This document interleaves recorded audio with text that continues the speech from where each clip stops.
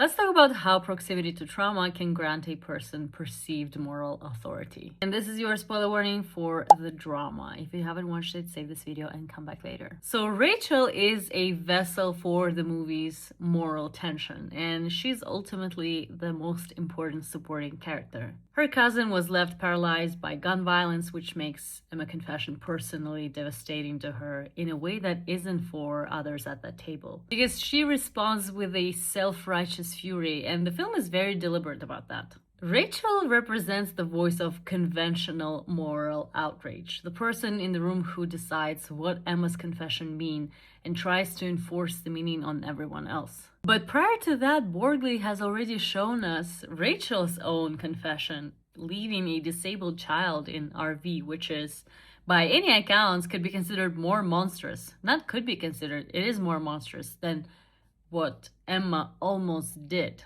This double standard is a film's sharpest satirical edge. By far, Rachel is this film's most damaging force, and she didn't even plan anything as dark as Emma. And I'm glad we're all unanimous in thinking that Rachel is the villain of the story, and her cousin's experience with gun violence doesn't make her more empathetic. It just makes her more certain, more righteous, and more willing to destroy someone else she was supposed to care about. This long-lasting friendship that they had.